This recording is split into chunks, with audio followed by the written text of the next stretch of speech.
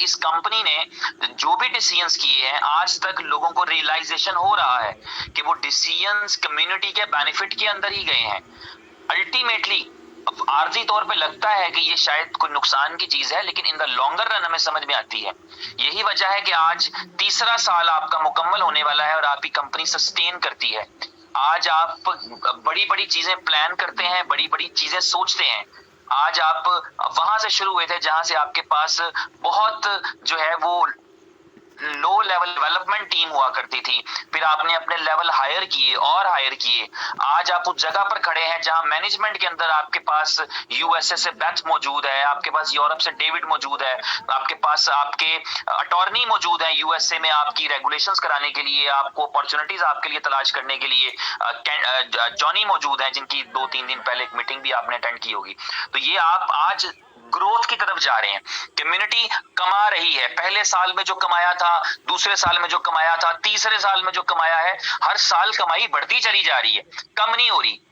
मैं नहीं समझता कोई ऐसा आदमी हमें मिलेगा जो बोलेगा फर्स्ट ईयर के अंदर मेरी अर्निंग जो है ना बहुत अच्छी थी, उसके बाद 2 साल से तो मैं फ्री बैठा हूं। पहले साल में कम रही होगी, दूसरे साल में ज्यादा कमाए हैं, और दूसरे साल को छोड़े तो तीसरे साल में ज्यादा कमाए हैं। ढेर सारी अर्निंग बी लव से हुई है। ये हम गिनती करते हैं मिलियंस ऑफ डॉलर की, ये इनसे बहुत ऊपर की है। लोगों ने अर्न किया है, छोटे छोटे बच्चों ने अर्न किया है इसके अंदर। और टोकन की बाइंग सेलिंग में ढेर सारी अर्निंग हुई है। मैं कम से कम आज के दिन में कहूं तो मैं ऐसे 20-25 लोगों को जानता हूं जिनका नेटवर्क नहीं था, बट टोकन बाइंग सेलिंग के अंदर उन्होंने अपनी स्किल को इस्तेमाल किया और उन्होंने अच्छी अच्छी जो है वो वहां पर एक सक्सेस क्रिएट की अपने लिए, अपनी फैमिलीज के लिए कितना कुछ कर दिया उन्होंने, just because token buying selling में। टोकन की बाइंग सेलिंग इतनी बड़ी अपॉर्चुनिटी बन गई। तो आप ये सोचिए कि जब यही टोकन जो 2 सेंट पे, 4 सेंट पे, 5 सेंट पे बेच के लोगों ने फॉर्चून्स बना ली हैं, इसको 2, 4, 5 डॉलर पर बेचकर कितने हजार लोग, कितने लाख लोग अपने लिए फॉर्चून बना सकते हैं। तो इसलिए वी लव टोकन को इस सिनेरियो में हल्का मत लें कि आज आप उसको लो प्राइस पर बेच रहे होते हैं, या जिस भी प्राइस पर बेच रहे होते हैं, या जो भी आप सोच रहे होते हैं, ये यही है। चीजें चल रही हैं। बीएफआईसी जिन्होंने लिया था वो आज तक उसके फायदे उठा रहे हैं और कल भी और फायदा उठाएंगे। आपको दुनिया भर की कॉइन्स आपने स्टेक किए होंगे, अब मैं रियल स्टेकिंग की बात कर रहा हूं, दुनिया भर के कॉइन आपने स्टेक किए होंगे, लेकिन बीएफआईसी की जो रियल स्टेकिंग है वो जब होगी तो आपको आपको पीछे रह जाएगी, आपको बिटकॉइन की माइनिंग भी भूल जाएगी। उस तरह की स्ट्रेटेजी इस कंपनी ने डिजाइन की है, जो लोग बीएफआईसी स्टेक करना चाहेंगे। और कंपनी को पुराने जिनके स्टेक हुए थे उनको वापस करने का सिलसिला जारी है, दे आर गेटिंग बैक। कईयों को चला गया है, कईयों की लिस्टें बन रही हैं, कईयों को और चला जाएगा। तो ये सारी चीजें सिस्टम के अंदर मौजूद है। तो बीइंग ए दोस्त, ब्रदर, भाई, छोटा बड़ा करके जो भी आप समझें, मैं ये एडवाइस करना चाहूंगा कि कॉन्सेंट्रेट ऑन द 18। आज की बात है, कल की बात है, परसों को छोड़ दो भाई, परसों की बात फिर कर लेंगे। आज और कल की बात करते हैं। आज आपके पास अपॉर्चुनिटी, मैक्सिमम कॉइन कलेक्ट करें। कल की बात यह है कि आप उनको स्टेक करें। परसों की बात जो है वो कल तक पता लग ही जाएगी। छुपाकर क्या करनी होती है किसी कंपनी ने। तो इसलिए अफवाहों के साथ या इस तरह के साथ मत जिए, बल्कि अपने सही फैसले कर पाए।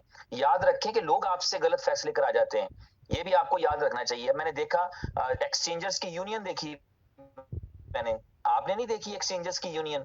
वो एक्सचेंजर हमारे भाई बहने जो बी लव टोकन को बाइंग सेलिंग करते थे प्राइवेटली, उन्होंने कैसा यूनियन किया, हम नहीं बेचेंगे इस प्राइस से नीचे, किया ना उन्होंने। तो ये यूनिटी जो है कहां से आती है?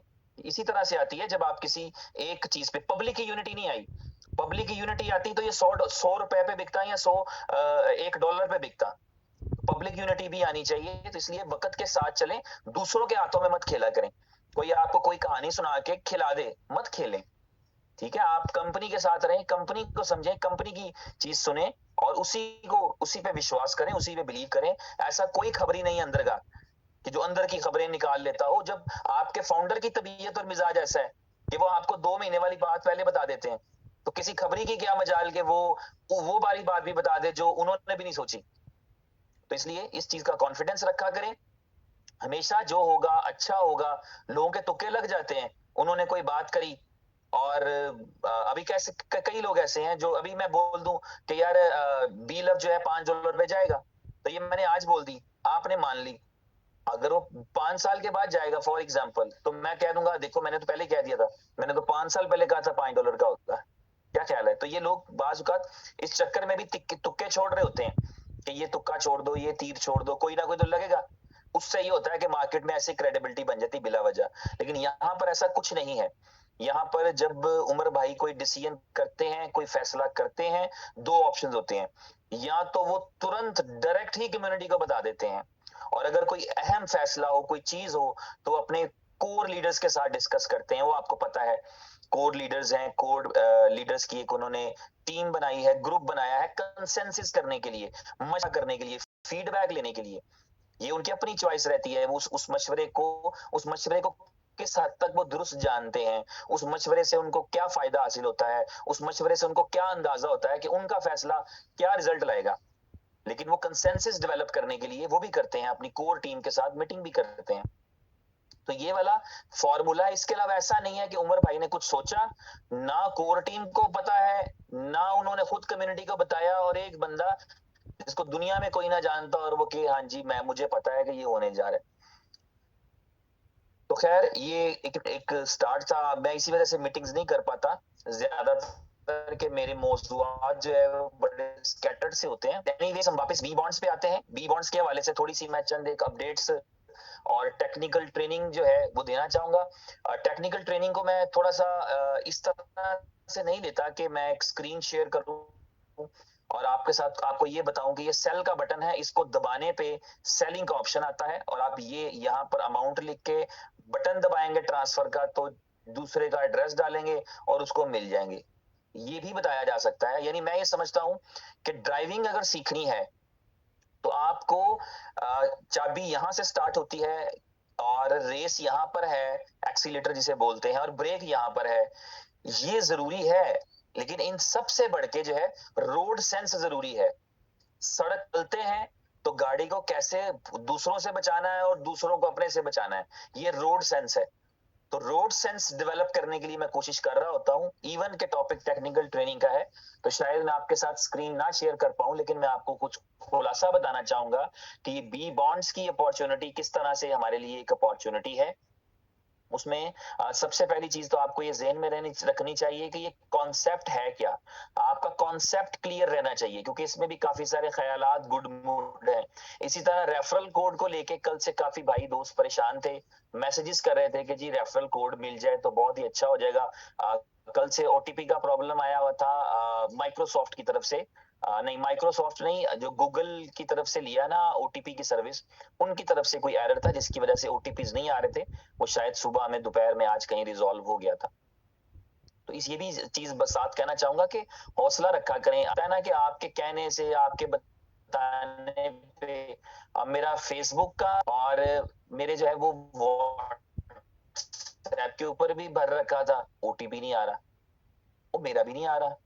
और ये पता है, मुझे कल से पता है, कल शाम से ही इशू हुआ था, और पता है कि रिजॉल्व हो जाएगा। अब सोचिए कि मैं अगर बैठ के कोई 5,000 बंदों को यही रहेगा आ जाएगा आ जाएगा, तो क्या हासिल होगा, आपको क्या हासिल होगा। तो इसलिए इतना का बिलीव कंपनी पे बना लें कि सिस्टम में जब कोई प्रॉब्लम आएगा कंपनी को पता भी लग जाएगा, उसको रिजॉल्व भी कंपनी ने करना है। आप इसमें कोई ऐड नहीं कर रहे, कुछ ऐसा कारनामा नहीं कर रहे कि अगर आप नहीं बताएंगे तो पता नहीं लगेगा। पता है, कंपनी को पता है, दे न्यू इट। उन्होंने कॉन्टेक्ट कर रखा था गूगल से, सॉल्व करें। गूगल की टेक्निकल टीम सॉल्व कर रही थी, उसको सॉल्व हो गया तो खत्म हो गई चीज।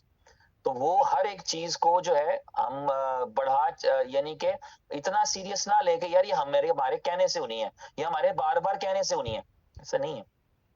रिवॉर्ड्स के अंदर जो प्रॉब्लम था वो आपके साथ किया जा चुका है, वो अभी आज सबके शायद मिल गए हैं। उसमें भी कोई चैलेंज नहीं था, कोई दिक्कत इस तरह की कंपनी की तरफ से ये वाला नहीं था, कोई पॉलिसी वाला कोई भी नहीं था ऐसा चेंज। पॉलिसी चेंज जब भी होगा आपको बता के होगा, आपके साथ मीटिंग करके होगा। लेकिन ये ऐसा कोई पॉलिसी चेंज नहीं था कि रिवॉर्ड नहीं देना। वो सिर्फ ये था कि रिवॉर्ड जनरेशन में टाइम लग रहा था, क्योंकि हमारा डेटाबेस इंक्रीज करता चला जा रहा है। अभी जब श्रीलंका स्टार्ट होगा, आपके 4-5 मिलियन डाउनलोड्स आएंगे, आप फिर एक दफा चैलेंज में जाएंगे, मुझे पता है, अंदाजा है। क्योंकि आपका डेटाबेस डेली बेस पे इंक्रीज कर रहा है। और डेटाबेस क्या होता है, डेटाबेस का मतलब है कि हर एक अकाउंट का एक खाता है, उसके पास कितने क्वाइंस पड़े हैं। एक अकाउंट का खाता क्या है, उसके पास कितने अकाउंट क्वाइन पड़े हैं, उसने कितने स्टेकिंग पे लगाए हैं, उसको उसके स्टेकिंग का कितना रिवॉर्ड आना है, उस रिवॉर्ड की बुनियाद पे उसके स्पॉन्सर को कितना जाना है, उसके रिवॉर्ड की बुनियाद पे उसके ऊपर 15 वाले लेवल्स में कितना बटना है, और उसके रिवॉर्ड की बुनियाद पे उसके नीचे वाले 15 लेवल्स में से उसको कितना आना है। उसने विड्रॉल की रिक्वेस्ट की है, उसने विड्रॉल लिया कितना है, उसकी टीम में लोग एक्टिव कितने हैं, इनएक्टिव कितने हैं, एक्टिविटी किसने की है, एक्टिविटी किसने नहीं की है, और कौन फ्लश आउट हो चुका है, किसका रिवॉर्ड नहीं मिलना है, ये सारी चीजें सिर्फ एक बंदे का ये खाता है। और आपके पास 1,50,00,000 खाते इस तरह के मौजूद हैं। तो आपका डेटाबेस बढ़ता चला जा रहा है, तो वो तजर्बात आपको करने पड़ रहे हैं, क्योंकि जिंदगी के अंदर कभी 1,50,00,000 का डाटा नहीं चलाया किसी क्रिप्टो नेटवर्क कंपनी ने, और इस कंपनी ने भी कभी नहीं चलाया पहले इससे। तो वो जब चैलेंज आता है तो उसको रिजॉल्व किया जाता है। तो एक चैलेंज अभी आ रहा था डेटाबेस बढ़ने के बाद कि रिवॉर्ड जनरेशन में टाइम लग रहा था। आपने देखा ये 4 दिन तो रिवॉर्ड नहीं आया, चौथा दिन आज था, 4 दिन रिवॉर्ड नहीं आया, लेकिन उसके साथ साथ ये था कि 4 दिन से पहले लेट आना शुरू हो गया हुआ था, देर से आ रहा था। सुबह आने की बजाय 10, 11, 12 बजे की बजाय वो रात को आया करता था, रात को 6 बजे, 7 बजे, बाद को सुबह हो जाया करती थी, सहरी के वक्त आया करता था। इतना उसने मजीद डिले होना था, उस पर कुछ काम करने की जरूरत थी। जब आप कुछ कोई चीज को छेड़ रहे होते हैं, यानी आप जब कोई घर बनाना शुरू करते हैं ना, कि इसकी दीवारें और छतें तोड़ के दोबारा बनाओ, तो फिर आप उसमें रह नहीं पाते, उस कमरे में, उस कमरे को आपको आर्जी तौर पे छोड़ना पड़ता है। तो इसलिए नए रिवॉर्ड्स जो है वो बैक एंड पे दूसरे सिस्टम में जनरेट हो रहे थे, यहाँ पर शो नहीं कराए जा सकते थे, क्योंकि यहाँ पर काम हो रहा था। जैसे ही वो काम कंप्लीट हो गया, अब आप ये देखेंगे, ये टेक्निकल टीम का दावा है कि अब आपके नेक्स्ट जो रिवॉर्ड आया करेंगे वो टाइमली आया करेंगे, वो आपको इन टाइम मिल जाएंगे, वो आपका जैसे ही सुबह हुआ करेगी 10, 11, 12 बजे के टाइम पे आपको मिल जाया करेंगे। तो ये उसमें एक फिक्सेशन की गई, सॉल्व किया गया उस प्रॉब्लम को। इसी तरह बहुत सारी दूसरी चीजें हैं जिनके अंदर प्रॉब्लम्स आते हैं, उन प्रॉब्लम्स को रिजॉल्व किया जाता है, उन प्रॉब्लम्स को सॉल्व करने की कोशिश की जाती है, ताकि वो प्रॉब्लम्स सॉल्व हो और मुस्तकबिल में दोबारा परेशान ना करें। इसी तरह अब आज आपके पास विड्रॉल पड़े हैं, विड्रॉल मिल जाएंगे। विड्रॉल के वाले से बहुत सारी अफवाहें हैं कि कंपनी 19 को विड्रॉल देगी, 20 को देगी। क्यों करेगी ऐसा? आप में से बहुत सारे लोगों को अगर ये लगता है तो वो गलत सोचते हैं कि यार कंपनी ऐसी कोई प्लानिंग रखती है कि इसके पैसे खा जाए और उसके कम दे और उसके बाद में दे, ऐसा कोई इरादा नहीं। कल कल तो लोगों के सामने कहा, कल यहाँ पर मीटिंग में उमर भाई ने कहा, लेकिन उससे पहले उनकी सख्त इंस्ट्रक्शन है कि भाई 17 की रात तक जो विड्रॉल लगे दे दिया जाए, वो भी नहीं रखना। 18 को कोई बंदा ये ना कहे कि मेरा डायरेक्ट रिवॉर्ड पेंडिंग था, अगर आया होता तो मैं लगा देता, मेरा कमीशन पेंडिंग था वो आया मैं लगा देता, मेरी स्टेकिंग पेंडिंग थी वो आई होती तो मैं लगा देता। जिसका जो भी बनता है वो उसको दे भी दीजिएगा, रिवॉर्ड भी दे देना है और रिवॉर्ड का विड्रॉल भी दे देना है। यानी उमर भाई ने यहां तक कहा कि जो 17 तारीख को लोगों के रिवॉर्ड आएंगे, वो 17 की रात 18 शुरू होने से पहले उनको पहुंचा दीजिएगा, ताकि 18 को उनके पास फ्री हैंड हो, रखने हैं, बेचने हैं, लगाने हैं, जो भी करना है खुद मुख्तारी से अपना फैसला करें। तो इस तरह की चीजें छोटी छोटी सोचना, कंपनी शायद हर टाइम कंपनी पैसे बचाने वाली होती तो इस तरह खर्च करती। आप में से कईयों को पता है कि ये कहा जाता है कि कंपनी तो बहुत बेदरे खर्च रही है, इस यहाँ पार्टिसिपेट कर, वहां पार्टिसिपेट कर, इस एक्सपो में जा, उस इवेंट में जा, उस कंट्री में इवेंट कर, लोगों को यहाँ बुला। ये एक्सपेंस है, ये खर्चा है, millions of dirham company office पे एक्सपेंस करती है। For what reason? लोग 4 बंदे कमरे में बैठ के कंपनी चला रहे होते हैं, क्योंकि उनको कुछ थोड़ा सा काम करना होता है। अब यहाँ पर एक लॉन्ग टारगेट है, एक लंबा प्लान है, आपको स्टॉक मार्केट तक जाना है, आपको पता नहीं क्या कुछ करना है। तो ये सारी चीजें जो है वो आपके इस ख्याल को छोड़ दें, इस ख्याल को जहन से निकाल दें कि इस कंपनी के जहन में यही रहता है कि आज का रिवॉर्ड नहीं दूंगी तो कल मैं ऐसे कर दूंगी। इतना फारिग टाइम नहीं है इस तरह की फजूल प्लानिंग्स करने के लिए। लोगों के जो कॉइन्स हैं वो लोगों की मलकियत है, इसीलिए कहीं पे कंपनी ने इंटरफियर नहीं किया। किसी का दिल किया ना, वो 5 सेंट जब 2 सेंट का था लोगों ने 4 पे बेचा, कंपनी ने इंटरवीन नहीं किया कहीं पे। 2 सेंट का था, लोग 3 सेंट 4 सेंट का बेचते थे, 5 सेंट का भी बेचा होगा, नहीं इंटरवीन किया। 5 सेंट का लोग 4 का 3 का 2 बेचते हैं, नहीं इंटरवीन किया। लोगों की चॉइस है, लोगों की मर्जी है, बेचने वाले की मर्जी, खरीदने वाले की मर्जी, do whatever you want to do.